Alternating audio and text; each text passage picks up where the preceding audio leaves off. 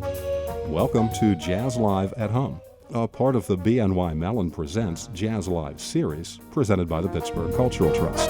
O Senhor me for louvado, eu vou voltar pro meu cerrado. Por ali ficou quem temperou o meu amor que semeou em mim essa incrível saudade. Welcome back to another episode of BNY Mellon Presents JazzLive at Home. I'm Terry Bell, and I'm excited today to visit with vocalist, lyricist, producer, record label owner, and cultural ambassador Kenia. Born in suburban Rio de Janeiro in Brazil, Kenia has been singing professionally for more than 40 years. A resident of Pittsburgh for 28 years and a veteran of the Trust's JazzLive program, Kenia has dedicated her career to promoting and creating events that promote Brazilian culture. She's introduced this culture to Pittsburgh in various ways, introducing and exposing new artists, creating events such as a week in Bahia and Carnival and an at-home concert series. She's also released 4 albums of her own under her Muka Records label. Rooted in the traditions of Latin music, she's been able to blend these influences with jazz and also with her own vocal stylings. We hope you enjoy this episode and this visit with Kenia.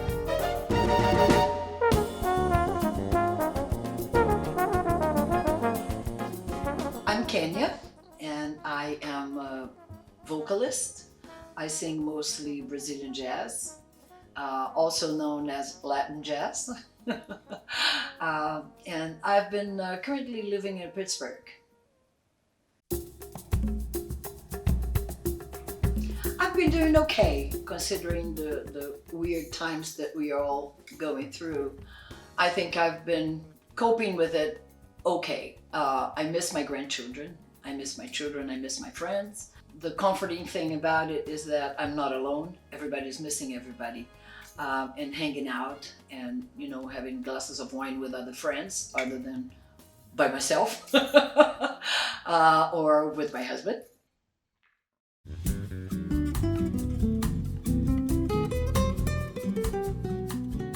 I have been doing a lot of listening to some Brazilian radio stations, thank goodness for the internet, and kind of getting acquainted with a lot of the new artists that are coming up there that I was not familiar with and never really had the time to just sit and listen. And I have been listening to a lot of jazz here, the 2 local jazz stations, I should say.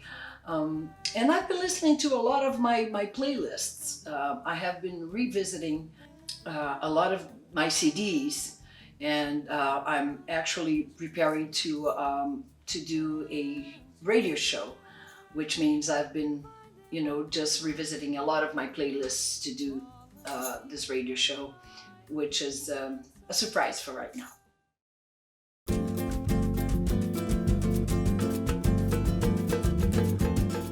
For several years, I worked with a Latin band, and we used to perform every Thursday night at Rosebud in the Strip District. It was like a dance party, the place was always packed. We had an average of 350 people every Thursday night for quite a while. The gig went on for a while. But there was one specific night we were playing this great salsa. And there was a couple right in front of me, right in front of the band. And they were dancing completely out of the rhythm, out of time, and it was almost like they were dancing to a waltz. I started cracking up. And for the life of me, I could not stop laughing. The tears were rolling down my face. And I remember Frank Canamundo was on the band with me. And every time, I told them to take a solo, and I just couldn't stop laughing. I would turn my back because every time I would turn to the audience, there was that couple dancing completely out of time. And it was just too funny. I just couldn't handle it. And the guys couldn't understand why I was laughing so much.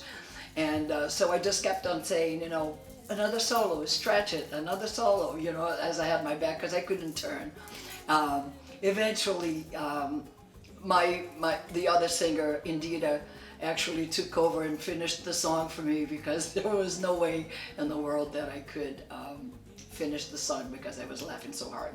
So yeah, that was a fun evening. Definitely unforgettable.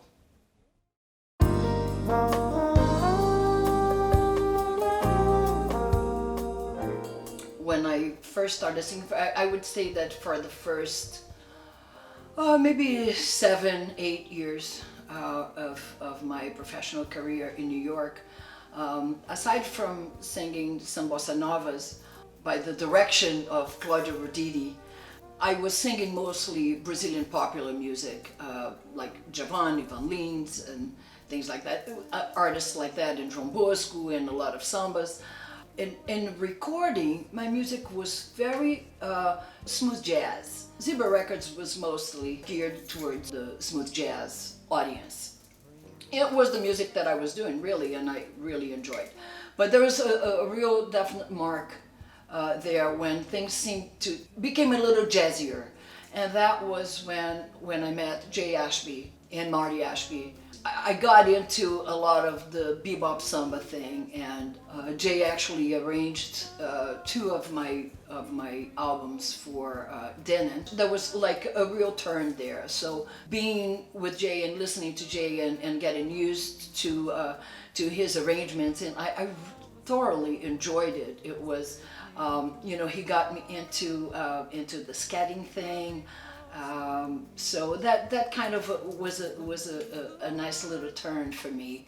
And then I kind of continued following that same vein from that point on. I continued to do, some real samba, but I do it more like a bebop-y samba, I guess. As a matter of fact, I'm working on a duo album with a Brazilian guitar player. We are doing a fabulous song that I wrote English lyrics to, called Bebop Samba. That kind of defines very well where I am.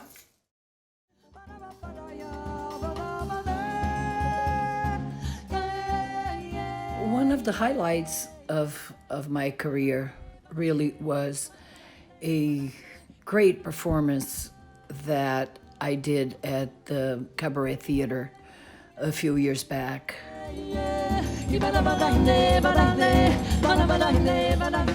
It was a show that I was doing, paying homage to a fabulous Brazilian singer named Elis Regina. The show was called Saudades de Elis. And Elis was also one of Maureen Budway's favorite singers. The 2 of us performed a fabulous song together. It was called Casa Forte by Edu Lobo.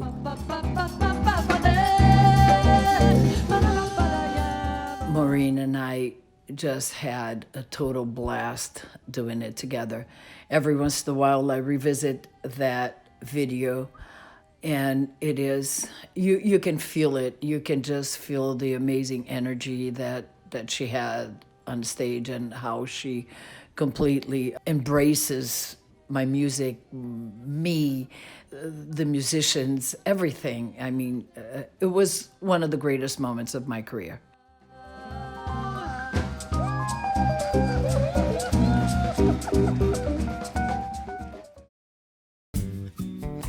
Gifts from God have many faces. Simple. Probably one of the things that people might not know about me is that I love the water. I was born and raised in Rio de Janeiro. I have great affinity for the ocean. And ever since I was very young, I learned how to swim. When I was about 7 or 8 years old, I had this teacher in Ipanema Beach that we were called the Little Dolphins. And he would teach us how to catch the waves, body surf. And I always loved that. But I always enjoyed, the water, the pool, and I always enjoyed swimming. And I remember when I was pregnant with my oldest son, I was visiting Brazil, and I was 6 months pregnant, and I was visiting with my nephews and nieces. What we did is we went out of town to this little town, the resort town, north of Rio.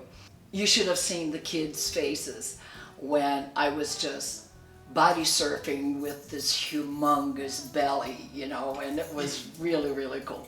To this day, that son actually turned out to be a great swimmer. He had a beautiful, very successful career in swimming throughout middle school, high school, and college. And he continues to coach to this day.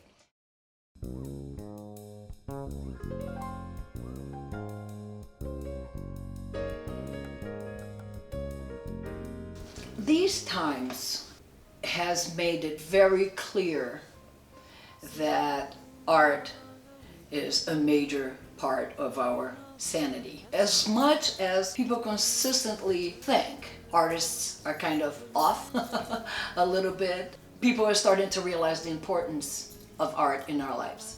And for me specifically, because I was mostly involved in music as an art form, this pause has brought me in touch with a fabulous group, and we meet every night, every weeknight. It's a group of artists, Brazilian artists, from all different aspects of art. We have painters, we have actors, cooks, chefs, choreographers, cinematographers, filmmakers, musicians themselves. It's an amazing group of people, and we meet, and each day of the week we bring someone as a featured artist to talk about themselves and about their art. This time has really given me an opportunity to really open my horizons or my vision of what art is really about, and how Brazilian art has been so influential in American art. When you stop and think about all these many cinematographers, filmmakers that have been making a mark in the American market, I have found a great Netflix special called Coisa Mais Linda, or The Girl from Ipanema, they call it in English. That has really been bringing a whole different aspect of the art as a learning tool for me, as it's been showing me the realities that I lived and had no idea what was actually going on.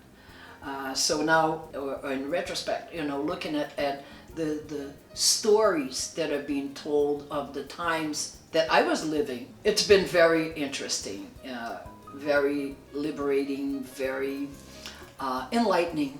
I'm understanding better my own culture, and that's a blessing. That's a blessing. We hope you've enjoyed this inside look at Pittsburgh's jazz scene and the artists who make it so very special. We'd like to thank our sponsor, BNY Mellon, for their continued support of the JazzLive series. And on behalf of all of us at the Pittsburgh Cultural Trust, we'd like to thank each and every one of you for tuning in and spending this time with us. We couldn't do it without you. We hope that you'll consider making a donation. It is through your generous support that we've been able to bring you world-class arts experiences for more than 35 years and to your home during this time of intermission. Please go to trustarts.org/supportjazz. Thank you, and we'll see you next time.